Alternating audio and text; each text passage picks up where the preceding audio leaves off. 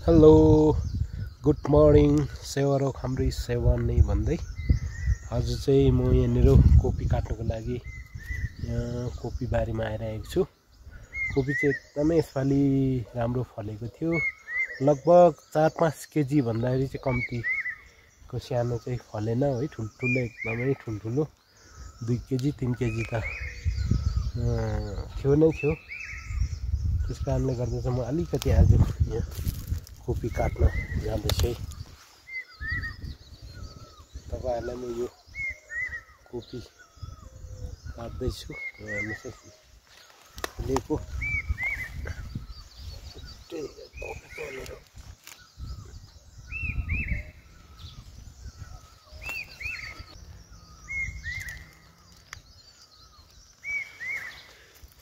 यो चाहिँ अर्ग्यानिक हो यो सब्जी चाहिँ।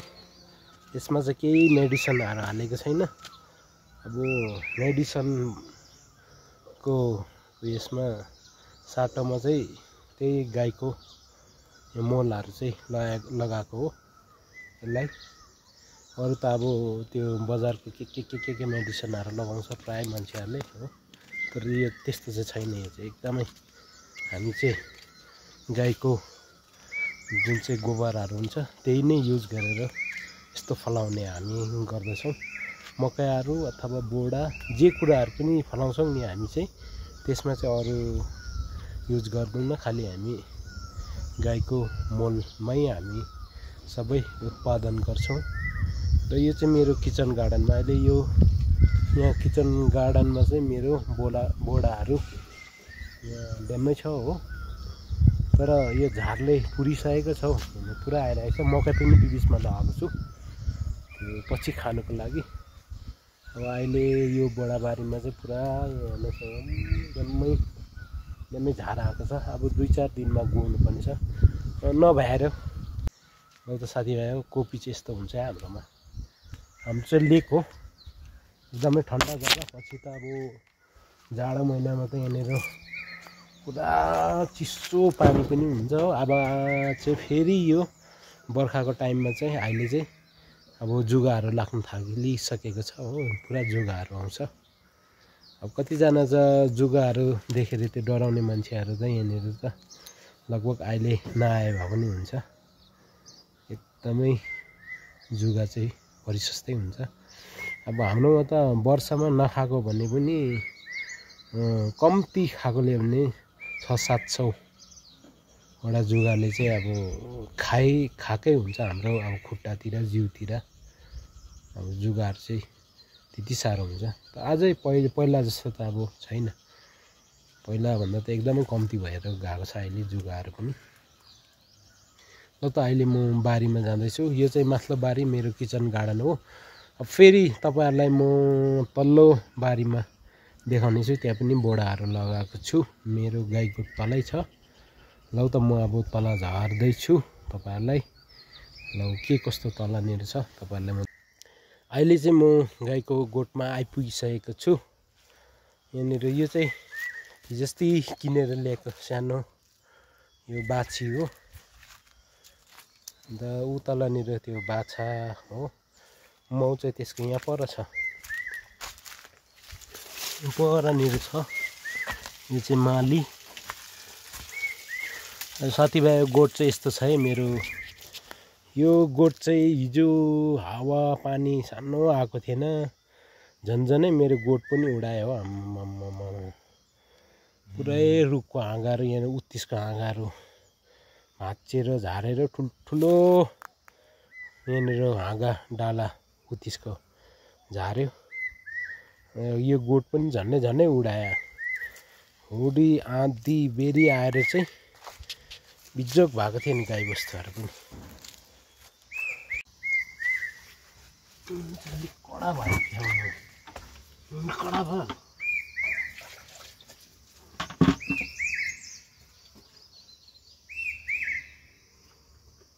चाहिँ हिजोस्ति नै रोपेको सिम्बी यहाँनिर हेर्नुहोस् है, यस्तो मजाले पलाएको छ।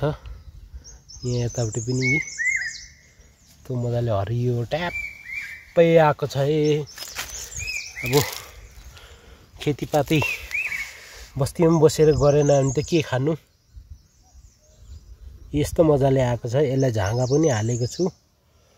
यो सिमीको बोट पनि एकदमै राम्रो आएको छ। यो चाहिँ अस्ति नै रोपेको लसुन हो। यो अब यो एक डेढ महिनामा चाहिँ अब यो खन्ने बेला हुन्छ। यो साथीभाइ यस्तो छ है लसुन पनि कतिको फलेको छ तपाईहरुलाई म फेरि यही मेरो भ्लगमा यो खनेको पनि देखाउँछु। यहाँ चाहिँ त्यतिकै डेङ नलगाई छरेको हो। यता चाहिँ फेरि यहाँनिर चाहिँ डेङ लगाएर रोपेको। यसैले लहरै डेङ लगाएर चटटटट यो चाहिँ रोपिएको छ है। कम्ती रमाइलो भइरहेको छैन वरिपरि। मेरो बादल पनि कस्तो मजाले ढाकिरहेको छ है। आज चाहिँ कञ्चनजङ्घा देखेको छैन, बादलले ढाकिरहेको छ। तर पनि मौसम चाहिँ एकदमै खुल्ला प्रकारको छ। हाम्रो गाउँ बस्तीमा चाहिँ यहाँनिर हाम्रोतिर चाहिँ हेर्नुहोस् है, यो रुखपातहरूले पनि सबै अब आफ्नो फेरि नयाँ पात पलाउनुको लागि चाहिँ सबै यो पुरानो पात झर्दैछ र फेरि नयाँ पात आउनुको लागि रेडी भएर आएको छ। यो वरिपरि सबै झार जङ्गलले अब 2-4 दिनमा चाहिँ यो देख्दै देख्दैन ढ्याप्पै हुन्छ हो। यो रातो माटो भन्ने चाहिँ अब 1-2 दिनबाट देख्दैन है। सबै झारै झार ढ्याप्पै हुन्छ। लो बारीमा म आइपुगेको छु। यहाँनिर गाईलाई खोलेहरू दिएर अब घाँसहरू लगाउनु पर्ने हुन्छ। यहाँनिर मकैहरू पनि एकदमै मजाले पलाएको छ यसपालि राम्रो। यसपालि चाहिँ जोड खुवाइ हुन्छ है। मकैको यसपालि पिठे माम खाउँ भनेको, पिसेर बनाइवरी त्यसको पिठो निकालेर ढेँडो भात एकदमै मजा आउँछ। ढेँडो भात खानु चाहिँ क्या अब आफूले नै खेती गरेको हरेक अब चिजबिज खानु पाउँदा चाहिँ एकदमै खुसी लाग्छ है। फलिदियो भने कोही बेला त अब फलिदिँदैन हो। त्यति बेला चाहिँ अलिकति खेतीपाती गर्नु पनि अल्छी हुन्छ। तर कोही बेला चाहिँ एकदमै रमाइलो प्रकारले फलिदिन्छ हो। खुसी पनि लाग्छ खेतीहरू गर्नु। आफूलाई चाहिँ मनग्ग नै पुग्छ भनौँ न। अब हामी त्यस्तो बजारतिर लगेर बेचबिखन त गर्ने होइन। तर पनि आफूलाई पुग्यो भने पनि अब त्यति नै अब खुसी। आफूले खानुको लागि नै अब हामी चाहिँ यहाँनिर चाहिँ खेतीपाती सब्जीको पनि गर्छौँ। अब बजारमा लगेर त्यस्तो हामी बिक्रीहरू पनि गर्दैनौँ। आफूलाई पुग्यो भने पनि काफी हो, किन्नु परेन भने पनि। अब अहिलेको जमानामा अब भाउ बिक्री पनि एकदमै महँगो भएको छ हो। सब्जीहरूको लगभग एकदमै सब्जीको दाम कम्ती भनेको पनि त्यस्तै 15-20 रुपियाँ केजीहरू पर्छ। त्यहाँनिर त अब 40, 50, 60, 70 अब त्यस्तो 200, 150, 300 पर्छ। कम्ती एकदम कम्ती भनेको 20 रुपियाँ केजी हो सब्जीको दाम। त्यहाँनिर त अब हरेक चिज अब उँभो नै हुन्छ। 20 रुपियाँदेखि चाहिँ उँभै हुन्छ। अब 60, 70 अहिले त त्यस्तो हो। मसँग नाचिहिँड्ने पुत्रुक पुत्रुक नाचिहिँड्ने बाछा चाहिँ अब अहिले यत्रो भएको छ है। निकै ठुलो भएको छ अब अहिले। यो आफै चर्ने भएको छ। आइज उड्डु उड्डु आइज आइज ल उड्डु आइज ल। साथीभाइ यसरी बोलमा रोपेर चाहिँ आलु पनि फलाउन सकिन्छ है। हेर्नुहोस् है, आलु चाहिँ अलिअलि चाहिँ फलेको रहेछ है। भित्र पनि छ होला नि, कुहिएछ अलिक। डल्लै रहेछ त आलुको दाना त।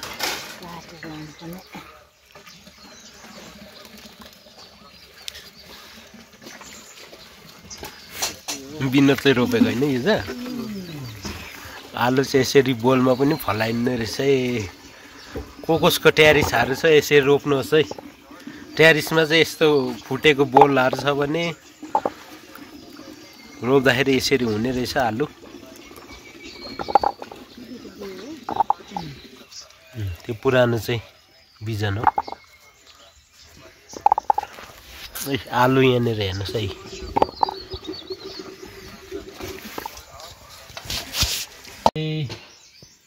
साथीभाइ हेर्नुहोस् है, यो फुलकोपीको पत्ता हो।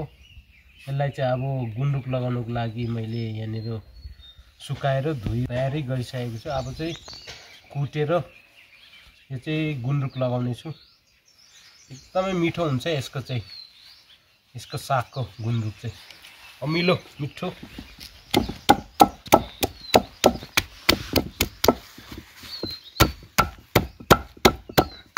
अलिअलि यसरी कुचाउनु पर्छ हो, हल्का।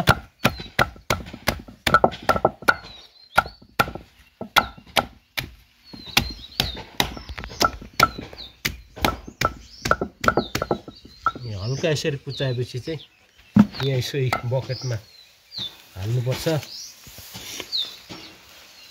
गुन्द्रुक चाहिँ यसरी बनाउँछ है। अब अरूले चाहिँ कसरी बनाउँछ, म चाहिँ अब यसरी बनाउँछु। मेरो चाहिँ अब यो प्रकारले सधैँ पनि बनाइरहेको। अस्ति पनि सानो बट्टामा 1-2 बट्टा बनाएको थिएँ, मिठो भएको थियो हो। अब फेरि यो कोपीको पत्ता चाहिँ अब खेर जाने भयो होइन। त्यस कारणले गर्दा चाहिँ यो चाहिँ यसो कुटकाट पारेर यसलाई चाहिँ मजाले हाल्नुपर्नेछ। त्यहाँदेखि चाहिँ पछि अब यो बर्खाको टाइममा त्यति बेला त सब्जीहरूको बहुत दुःख हुन्छ। पानी झरीले अब सब्जी पनि केही हुँदैन। त्यो टाइममा चाहिँ हल्का निकाल्यो हो, सुपहरू बनाइ खायो। कोही बेला यसो मुखहरू पनि नमिठो भएको बेलामा चाहिँ सट्टै यो अलिकति यसको सुप अथवा आलुतिर लगाएर खायो भने मिठो हुन्छ।